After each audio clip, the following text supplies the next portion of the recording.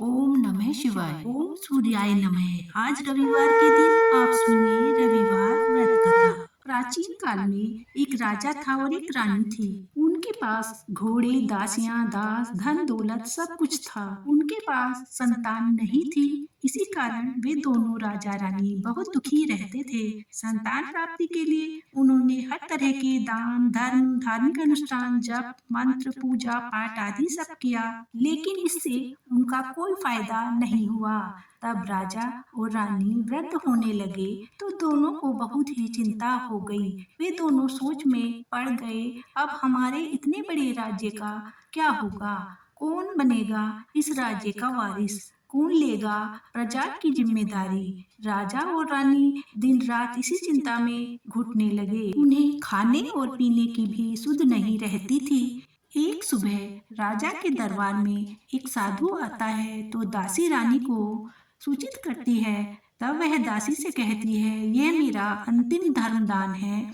इसके बाद मैं अपने हाथों से कोई दान धर्म नहीं करूंगी।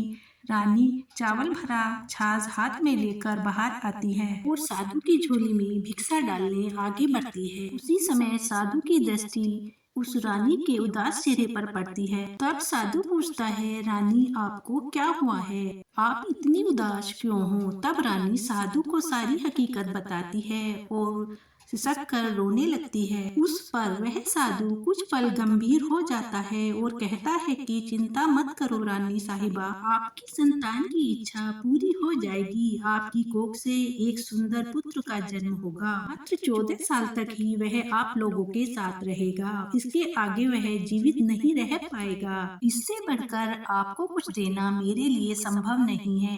अपनी बात पूरी करते हुए उसने अपनी झोली में हाथ डाला।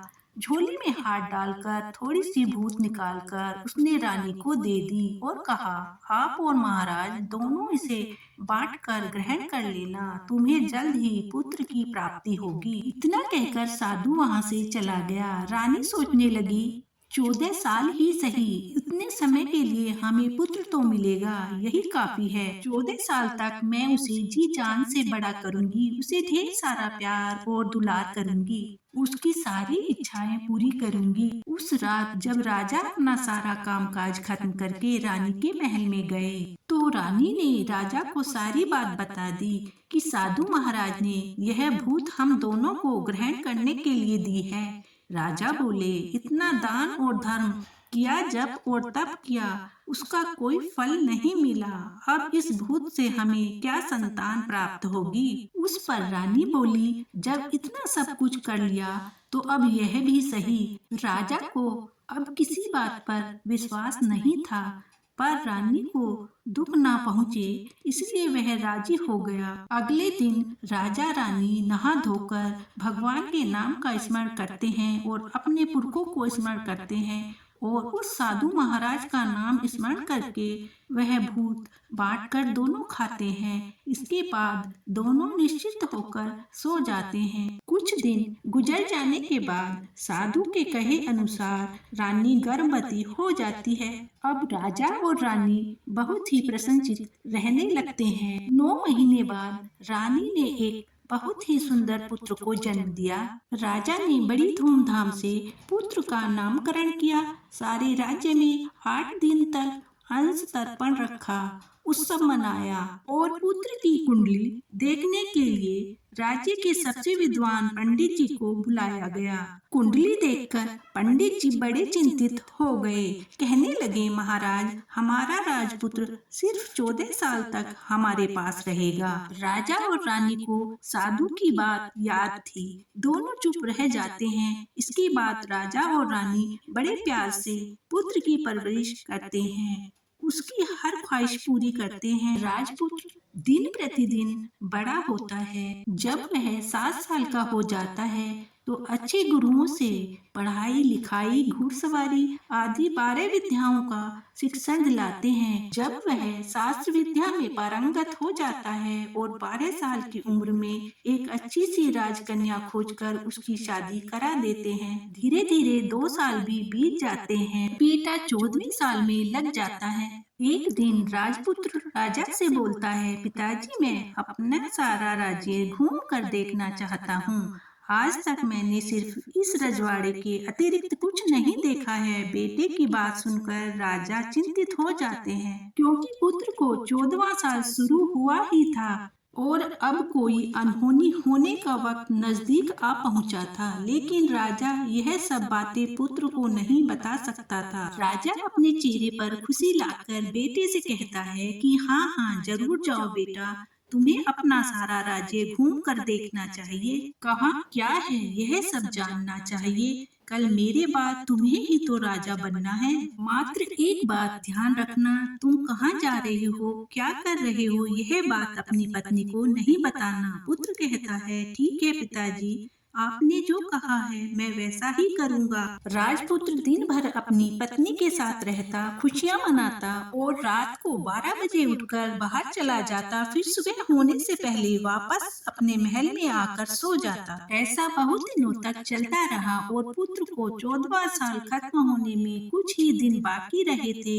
इतने में उसकी पत्नी यानी छोटी रानी रात को जाग जाती है। वह देखती है कि बिस्तर पर राजपुत्र नहीं है। वह महल में सब जगह देखती है तो राजपुत्र कहीं भी नजर नहीं आते। वह क्या करती, किससे कहती, वह चुप रहती है। फिर वह सुबह होने पर देखती है कि उसका पति अपनी जगह सोया हुआ है। वह पति से कुछ नहीं पूछती। लेकिन जब दूसरी रात को भी वैसा ही होता है, तीसरी और चौथी रात को कुछ दिनों तक ऐसा ही चलता रहता है, तब रानी बहुत ही चिंतित हो जाती है। पति से पूछने में डर लगता है, शायद पति गुस्सा कर बैठे। ससुर से पूछने के बारे में सोचा तो उसकी कुल मर्यादा बीच में आ जाती है। वह मन ही मन में घुटती रहती है। इस हालत में उसे खाने पीने में दिलचस्पी नहीं रहती और बहुत दुबली पतली हो जाती है। उस राज्य में फूल बेचने वाली बूढ़ी माली हमेशा छोटी रानी को फूल देने उसके महल में आती थी। उस बुढ़िया का ध्यान छोटी रानी पर पड़ जाता है। वह उससे पूछती है, बेटी तुम्हें किस बात का दुख है। रानी कहती है, क्या बताऊं अम्मा, तुम्हारा राजपुत्र हर रात्रि को बाहर चला जाता है और सुबह वापस लौटकर आ जाता है।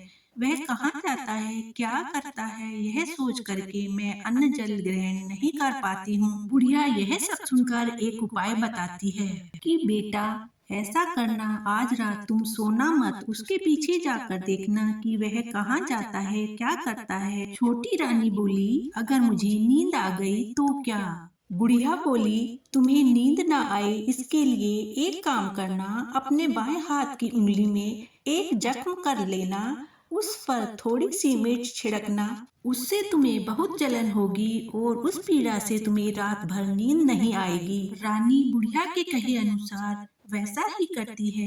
उंगली की जलन से उसे बड़ी देर तक नींद नहीं आती, लेकिन बाद में वह सो जाती है। दूसरे दिन सुबह बुढ़िया फूल लेकर महल में आती है और पूछती है, क्या हुआ बेटी, क्या तुम देख पाई कि पति कहाँ जाता है। रानी कहती है, नहीं अम्मा, पहले कुछ समय जलन के कारण मुझे नींद नहीं आई, पर कुछ देर के पश्चात मैं सो गई। बुढ़िया कहती है, कोई बात नहीं, आज तुम उंगली पर पहले से थोड़ा ज्यादा जख्म करना और ज्यादा मिर्च लगाना। तो रानी ने वैसा ही किया, परंतु वह सिर्फ पति को बाहर निकलते हुए देख पाती है, उसके पीछे नहीं जा पाती, क्योंकि उसे फिर से नींद आ जाती है। दूसरे दिन बुढ़िया के पूछने से पहले ही रानी रोक कर कहती है, अम्मा मैं आज भी उनकी पहरेदारी ठीक से नहीं कर पाई। बुढ़िया कहती है, बेटी रोना मत, सब ठीक हो जाएगा। तुम आज रात जख्म को और बड़ा करना और ज्यादा मिर्च लगाना, और एक काम करना, जब तुम्हारा पति बाहर जाने के लिए निकले तो उसका रास्ता रोकना। आज रात उसे नींद नहीं आई, उसने वैसा ही किया, दौड़कर पति का रास्ता रोका और पूछा, कहाँ जा रहे हो, मुझे बताओ। राजपुत्र उसे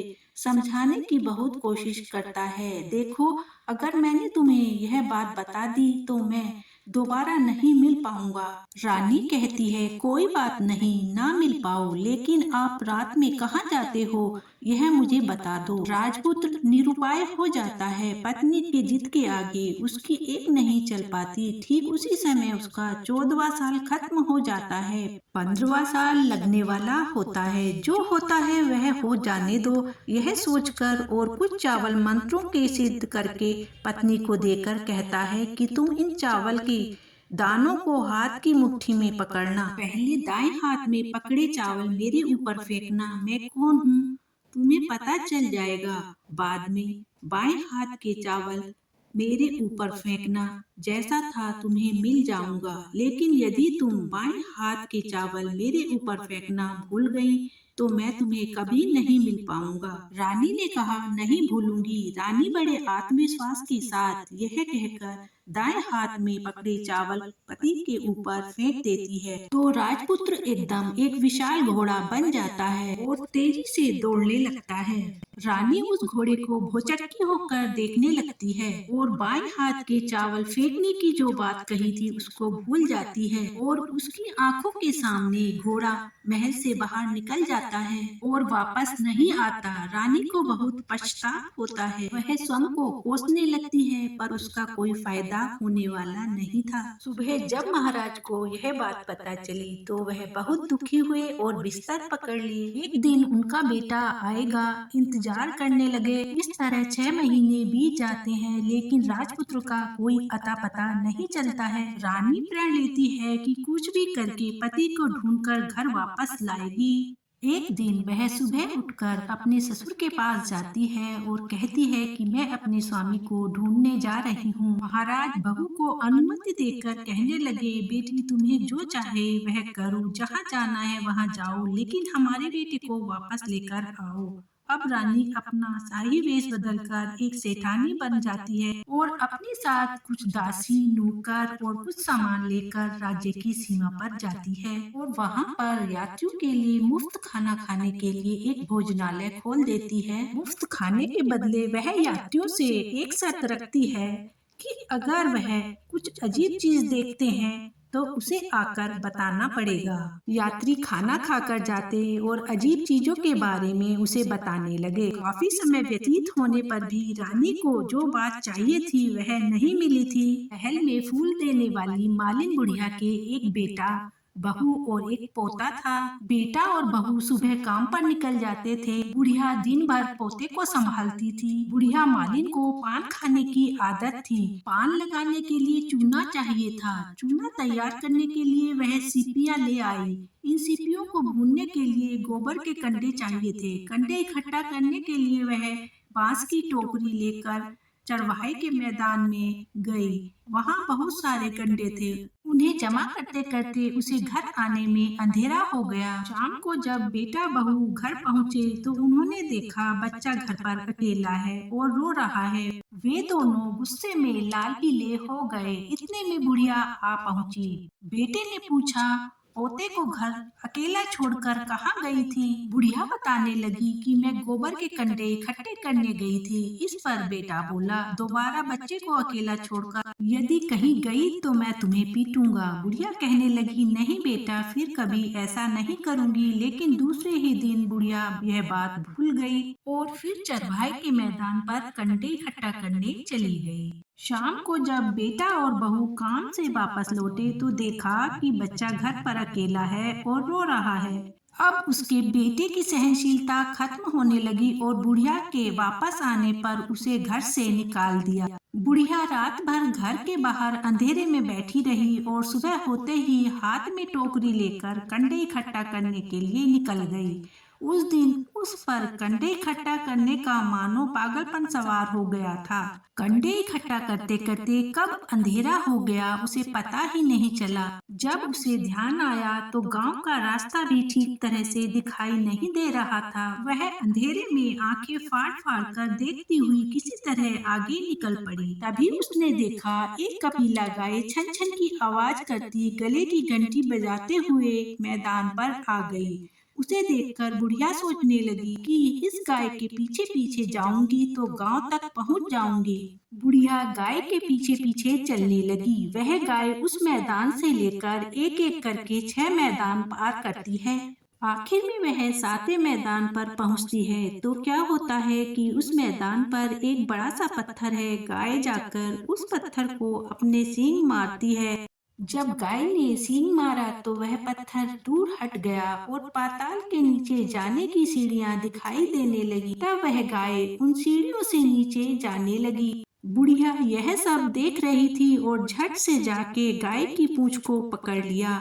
वह गाय के साथ नीचे पाताल में पहुंची और तुरंत ही गाय की पूंछ छोड़ दी और इधर उधर देखने लगी। उसने देखा कि वहाँ दीप और दिए जलते हैं और तेज रोशनी गाय के ऊपर पड़ती है और वहाँ अद्भुत घटनाएं घटने लगती हैं। गाय के नीचे जाते ही उसके गले में अपने आप साल पड़ गई और छम छम करके कोई दूध दूहने लगा, लेकिन कोई दिखाई नहीं दे रहा था। बुढ़िया बहुत घबरा गई और छिपने के लिए जगह ढूंढने लगी, लेकिन उसे कोई जगह नहीं मिली। हर जगह उजाला ही उजाला था। तो वह एक कोने में खड़ी हो गई और जो कुछ सामने हो रहा था उसे चुपचाप देखने लगी। उसने देखा वहाँ पर एक सफेद घोड़ा और दो कुंड थे। एक कुंड में घोड़े ने छलांग लगाई और ऊपर आ गया। उस घोड़े को अब राजकुमार का रूप प्राप्त हो गया। उसने दूसरे कुंड के पानी में स्नान किया, वहां रखे नए कपड़े पहने और नजदीक ही एक सुंदर पलंग था, उस पर बैठ गया। उसके सामने अपने आप पकवानों की थाली आ गई, दूध की प्याली और 5 सुपारी भी आ गईं। उसके सामने एक दिया जलता रहा और राजपुत्र ने खाना खाया, पानी पिया, पान सुपारी खाई और बिस्तर पर लेट जाने से पहले सूर्य देव का स्मरण करके सामने जलते हुए दिए से पूछा, हे दीपांकर, मेरे माता पिता क्या कर रहे हैं? दिया बताने लगा, बेटे के शोक में डूबे हैं। राज्य कौन संभाल रहा है? तो उसने बोला कि राज्य प्रधान संभालते हैं। उसने पूछा कि मेरी पत्नी क्या करती है? तो दिए ने बोला कि उसने चौराहे पर भोजनालय शुरू किया है और आते जाते लोगों को नई नई खबर के बारे में पूछती रहती है। दिए के यूं कहते ही राजपुत्र कहने लगा, ठीक है। इसके बाद वह सो गया। बुढ़िया कोने में खड़ी हुई सब देख रही थी। ऐसी अद्भुत घटना उसने जिंदगी में पहली बार देखी थी। उसे अंदर ही अंदर चिलबलाहट होने लगी। वह अपनी भूख और प्यास भूल गई और आगे क्या होता है कि उसे उत्सुकता में देखने लगी। लेकिन उसके बाद और कुछ घटनाएं नहीं घटी। रात गुजर गई और सुबह हो गई। पलंग पर सोया हुआ राजपुत्र उठा और फिर से पहले वाले कुंड में छलांग लगाई तो वह अब फिर से घोड़ा बनकर कुंड से बाहर आ गया और तेजी से उस पाताल नगरी से बाहर निकल गया। लेकिन वह कहाँ गया, बुढ़िया को कुछ पता नहीं चला। उसके बाद पिछली रात की तरह कोई उस गाय को छम छम करके दूध दूहने लगा। जैसे ही दूध दोहना खत्म हुआ, उसके गले की शाल अपने आप खुल गई और वह गाय तेजी से ऊपर जाने लगी, सीढ़ियों की ओर भागने लगी। गाय को दौड़ता देखकर बुढ़िया सोचने लगी कि अब गाय के साथ यहाँ से ऊपर जाना ही समझदारी होगी, नहीं तो कोई मुसीबत आकर उसके ऊपर टपक जाएगी। झट से उसने गाय की पूंछ पकड़ ली और गाय के साथ ऊपर आ गई। गाय जब मैदान में पहुंची तो उसे सुरंग का रास्ता अपने आप बंद हो गया और उसके मुंह पर एक बड़ा सा पत्थर पहले की तरह खड़ा हो गया। ऊपर आकर वह गाय जंगल की ओर निकल गई। उधर बुढ़िया एकदम बावली सी हो गई। उसने पाताल नगरी में कुछ देखा था। वह जल्द से जल्द किसी को बताने के लिए उतावली हो गई। उसे एकदम याद आया कि नगर की सीमा पर कोई औरत भोजनालय चलाती है और नई बात बताने वालों को अच्छा खाना पीना मुफ्त देती है। यह सोचने लगी कि क्यों ना मैं यह बात उस औरत को जाकर बताऊं। यदि उसे यह बात पसंद आई तो बाकी जीवन खाने पीने की झंझट से मुक्ति मिल जाएगी। बुढ़िया ने तुरंत भोजनालय के द्वार पर टंगी नगाड़े के सामने खड़ी हो गई और जोर जोर से नगाड़ा बजाना शुरू कर दिया। नगाड़े का इस तरह शोर सुनकर मालकिन रानी प्रसन्न हो जाती है कि शायद कोई बड़ी बात लेकर यहाँ आया है। रानी सिपाहियों को आदेश देती है, जाइए और जो कोई आया है उसकी अच्छी तरह खातिरदारी कीजिए।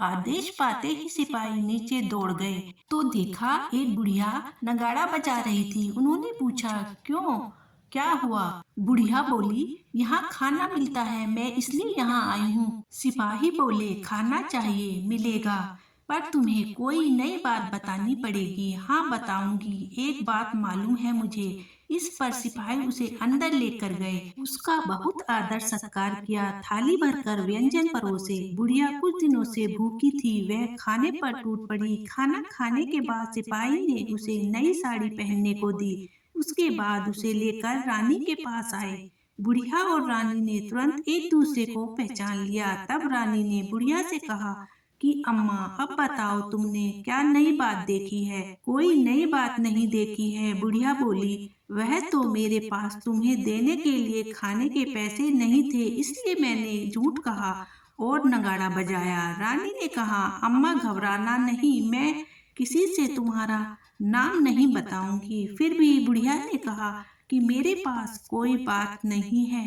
इस पर रानी ने कहा, देखो अम्मा, यदि तुमने मुझे कोई नई बात बताई तो जिंदगी भर मैं तुम्हारी देखभाल करूंगी और तुम्हें रानी माता की तरह रखूंगी। अब बुढ़िया बताने को तैयार हो गई। उसने जो कुछ चढ़ाव वाले मैदान पर देखा था वह सब कुछ रानी को बता दिया। रानी को बुढ़िया की बातों पर यकीन हो गया। रानी तुरंत बुढ़िया से कहने लगी कि अब माँ, मुझे उस जगह ले चलो।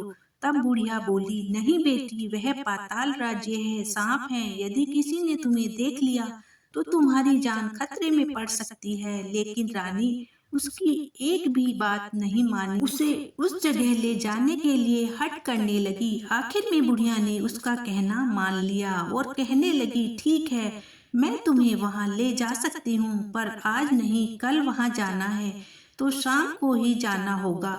तो दूसरे दिन दोपहर को रानी बुढ़िया के साथ उस मैदान पर गई और एक जगह छुपकर गाय के आने की राह देखने लगी। दिन ढलते ही अंधेरा घिरने लगा और गाय हमेशा की तरह वहां आ गई। मैदान के उस कोने पर जाकर उसने पत्थर पर सींग मारा तो झट से पत्थर हटकर वहां सुरंग में जाने का रास्ता खुल गया। गाय उस रास्ते से नीचे उतरने लगी तो बुढ़िया रानी से कहने लगी, जल्दी आगे बढ़ो, हम गाय की पूंछ पकड़कर नीचे उतरेंगे। तो दोनों गाय की पूंछ पकड़कर नीचे उतर गईं। बुढ़िया पहले जिस कोने में छिपी थी, दोनों उस कोने में छिप गईं। पहले जैसा सब कुछ घटित होने लगा। गाय के गले में अपने आप शॉल पड़ गई और अदृश्य रूप से उसका दूध दूहने लगा। एक सफेद घोड़े ने कुंड में आकर छलांग लगाई और वह राजपुत्र के रूप में ऊपर आया। वह राजपुत्र दूसरे कुंड में नहाने लगा। बाद में उसके सामने खाने की थाली आई, दूध की प्याली आई, पान का बीड़ा आया। राजपुत्र सब ग्रहण करने के बाद सोने के लिए पलंग पर गया। सोने से पहले सूर्य देव को स्मरण करके वह दिए से पूछने लगा, दीपांकर, मेरे माता पिता क्या कर रहे हैं? दिए ने कुछ जवाब नहीं दिया, बल्कि वह बुझने लगा। तब राजपुत्र को कुछ संदेह हुआ और वह उदास होकर लेट गया। अब रानी का संयम टूट गया। वह दौड़कर पति के पास गई और उसके पैर पकड़ने के लिए आगे बढ़ने लगी। राजपूत तुरंत ही पत्नी को पहचान गया और झट से पीछे हट गया और चिल्लाने लगा, नहीं नहीं, मुझे मत छूना, सर्वनाश हो जाएगा। रानी दोनों हाथ जोड़कर पति से अपनी भूल स्वीकार करने लगी। स्वामी, मुझसे भूल हो गई, मुझे आपसे नहीं पूछना चाहिए था कि आप रात में कहाँ जाते हो। मैं अपनी भूल स्वीकार करती हूँ, मुझे मेरी भूल की सजा मिल गई है। अब घर चलो, आपके वियोग में आपके माता पिता ने बिस्तर पकड़ लिया है, आपकी प्रजा भी बहुत दुखी है।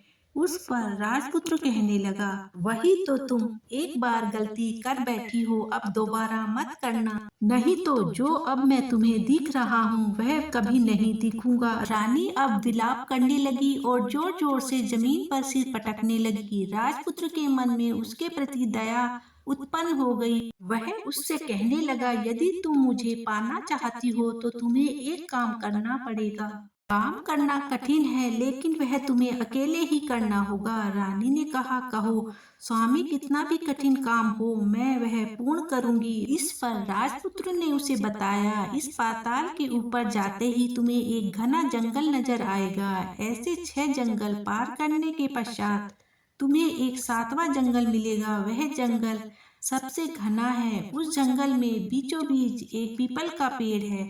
उसके आसपास की जगह पत्ते, फंदे, जटाएं आदि से ढकी हुई हैं। वहाँ बाघ, शेर, सांप और भालू बैठते हैं। तुम्हें उन सबको भगाकर वह जगह साफ करनी है। उसको गोबर से लिपाई करके पवित्र बनाना है, रंगोली से सजाना है। उसके बाद वहाँ धूप, कपूर, अगरबत्ती जलानी है। फूल और कुमकुम से पेड़ की पूजा करनी है। दूध और दही से बने चावल का भोग चढ़ाना है। यह सब तुम्हें दोपहर को 12 बजे से पहले करना है। 12 बजने के समय तुम्हें उस जगह पर बैठकर सूर्य भगवान का ध्यान करना है। ठीक 12 बजे सूर्य भगवान का रथ वहां उतरेगा। वे सब देखकर खुश हो जाएंगे और कहेंगे कि जिस किसी ने भी यह सब किया है उसे मैं मनचाहा फल दूंगा। तो तुम उनके सामने जाकर उनके रथ का दाहिना घोड़ा मांगना, मैं तुम्हें मिल जाऊंगा। इतनी बात कहकर राजपुत्र अपने पलंग पर सो गया। छोटी रानी भोर होने की राह देखने लगी। भोर होते ही वह बुढ़िया के साथ गाय की पूंछ पकड़कर ऊपर आ गई। ऊपर आने के बाद वह बुढ़िया से कहने लगी, अम्मा, अब मैं अकेले ही आगे जाऊंगी, तुम भोजनालय वापस चली जाओ। वह जंगल में जाकर राजपुत्र की बताई जगह ढूंढने लगी और जगह साफ कर दी। राजपुत्र ने जैसा बताया था वैसे ही लिपाई पुताई करके वापस आ गई। दूसरे दिन सुबह होने से पहले उठी और जंगल में उस जगह पहुंची। वहां जाकर इत्र और गुलाब का पानी छिड़क कर उस जगह सुगंधित धूप अगरबत्ती जलाकर उसे पवित्र किया और पूजा की सब सामग्री वहां तैयार कर सूर्य भगवान का ध्यान करके बैठ गई। जैसा कि पति ने बताया था कि दोपहर को ठीक 12 बजे सूर्य भगवान का रथ उस पीपल के पेड़ पर आकर रुकेगा। सूर्य भगवान ने जब रथ से नीचे देखा तो सुगंधित वातावरण देखकर बहुत प्रसन्न हो गए। फिर वे बोले, जिस किसी ने यह काम किया है वह यहाँ आकर आज मुझसे कुछ भी मांगे, मैं उसे दे दूंगा। रानी ने जब यह शब्द सुने तो बिना समय गवाए दौड़कर उनके सामने आ गई और उनको साष्टांग नमस्कार करके बोली, भगवान, वह मैं ही हूँ, मैंने ही यह जगह साफ की है। अच्छा, तो तुम्हें जो चाहिए वह मांगो। भगवान, मुझे आपके रथ का दाहिना घोड़ा चाहिए। सूर्य भगवान बोले, नहीं, मैं तुम्हें और कुछ भी दे सकता हूँ लेकिन यह घोड़ा नहीं दे सकता। मेरे रथ में 12 घोड़े हैं। तुम चाहो तो और कोई घोड़ा मांग लो लेकिन वह दाहिना घोड़ा नहीं, वह मैं तुम्हें नहीं दे सकता। छोटी रानी ने एक नहीं सुनी। वह सूर्य देव से एक ही बात कह रही थी, वही दाहिना घोड़ा दे दीजिए, नहीं तो मैं आपके पैरों में गिरकर अपनी जान दे दूंगी। अब सूर्य देव धन संकट में पड़ गए। उन्होंने वचन दे दिया था इसलिए वह अपने वचन से पलट नहीं सकते थे। ठीक है, दे दिया तुम्हें घोड़ा, सूर्य देव ने कहा। फिर एक बात और कही, देखो, मैंने तुम्हें घोड़ा तो दे दिया है लेकिन वह तुम्हें यहाँ नहीं मिलेगा, तुम्हें उसे पाताल में जाकर लाना होगा। रानी बोली, पाताल में ही क्यों भगवान, मैं उन्हें पाने के लिए कहीं भी जा सकती हूँ। रानी को वचन देकर सूर्य देव अपने मार्ग को चले गए और इधर रानी जंगल में अपने भोजनालय में आ गई।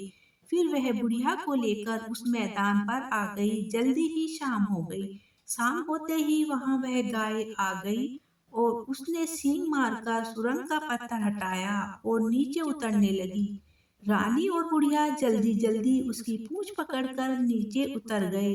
नीचे पाताल में सब घटनाएं पहले की तरह ही घटित होने लगी। घोड़े का एक कुंड में नहाकर राजपुत्र बन जाना, नहा धोकर पलंग पर जाकर बैठना और उसे खाने की थाली, दूध की थाली आना, पान का बीड़ा आना। लेकिन आज एक नई बात घटी। आज 2-2 थाली, 2-2 दूध की प्याली और 2-2 पान के बेड़े उसके सामने आए। वह कुछ नहीं बोला। अपने हिस्से की थाली खाकर, दूध पीकर, पान का बीड़ा खाकर वह सोने को चला गया और हमेशा की तरह दिए से पूछने लगा, हे दिए दीपांकर, मेरे माता पिता क्या करते हैं? दिए ने बताया कि वे दोनों तुम्हारे शोक में मरने की स्थिति में पहुंच गए हैं। ऐसा सुनकर उसकी आंखों से आंसू टपकने लगे। फिर वह पूछने लगा, हे दीपांकर, मेरा राज्य कौन चला रहा है? तुम्हारा राज्य प्रधान चला रहा है। और वह सब कुछ हड़प चुका है। वह प्रजा पर बहुत अत्याचार कर रहा है। यह सुनकर राजपुत्र को बहुत गुस्सा आया। वह गुस्से में अपनी मुट्ठी भींचने लगा और दिए से पूछने लगा, मेरी पत्नी क्या कर रही है? अब दिया कुछ नहीं बोला और चुप रहा। अब रानी का संयम जवाब दे गया। वह दौड़कर पति के गले लग गई। अब मैं तुम्हें मिल गया। राजपुत्र कहने लगा, सच कहते हो, अब आप फिर से घोड़ा नहीं बनोगे ना? नहीं, दोबारा घोड़ा नहीं बनूंगा। तुमने जो इतने सारे कष्ट उठाए हैं मुझे पाने के लिए, इसलिए सूर्य देव ने मुझे सदा के लिए घोड़े के जन्म से मुक्त कर दिया है। राजपुत्र ने बड़े प्यार से कहा और उसे गले लगाया। उसके आंसू पोंछे और कुछ देर के पश्चात सुबह हो गई तो गाय की श्रृंखला टूटकर वह ऊपर भूलोक जाने लगी। रानी, राजपुत्र और बुढ़िया उसकी पूंछ पकड़कर ऊपर आ गए। ऊपर आने पर वह सीधे भोजनालय में पहुंचे। वहां का सारा सामान लोगों में बांट दिया और उसको ताला लगाकर अपने राज्य में लौट आए। राजपुत्र वापस आता है और उसके तेवर देखकर प्रधान घबरा जाता है। राजपुत्र ने उसे बंदी बनाकर कैद खाने में डाल दिया और राज्य की बागडोर अपने हाथ में ले ली। इसके बाद वह अपने माता पिता को मिलने उनके महल में गया। तब राजकुमार क्या देखता है कि उसके माता पिता उसके शोक में अस्थि पंजर बने हुए हैं। पुत्र को वापस आया देखकर मरणासन राजा रानी की आंखों में झरझर आंसू बहने लगे। दोनों ने पुत्र को गले लगाया और प्यार से सहलाया। इतना होने के बाद उनकी सेहत में एकदम सुधार आने लगा। वे अब बिस्तर से उठकर बैठ गए। पुत्र को आशीर्वाद देने लगे। राजपुत्र के आने की खबर तुरंत ही राज्य में फैल गई। प्रजा खुशी से फूली नहीं समाई। प्रजाजन राजमहल के सामने इकट्ठा हो गए। राजपुत्र ने भी उन्हें दर्शन दिए और आज से उन्हें कोई दुख नहीं पहुंचाएगा, ऐसा वचन भी दिया। अब राजा ने अपने पुत्र का राज्य अभिषेक करके उसे सिंहासन पर बिठाया और बहू को महारानी का दर्जा दिया और स्वयं अपनी पत्नी के साथ ईश्वर स्मरण करते खुशी से दिन बिताने लगे और महाराज बना। राजपुत्र अच्छी तरह से राज्य चलाने लगा और अपनी पत्नी के साथ सुख शांति से जीवन बिताने लगा। उस बुढ़िया को रानी ने अपने ही पास रख लिया और उसकी अच्छी तरह से देखभाल करने लगी। बुढ़िया और उसके बुढ़ापे के दिन खुशी से गुजरने लगे। प्रेम से बोलिए सूर्य नारायण भगवान की जय। अगर आपको आज की कथा पसंद आए तो वीडियो को लाइक करना मत भूलिएगा, शेयर कीजिएगा, कमेंट में भगवान श्री सूर्य नारायण की जय लिखिएगा। श्री सूर्य नारायण की जय।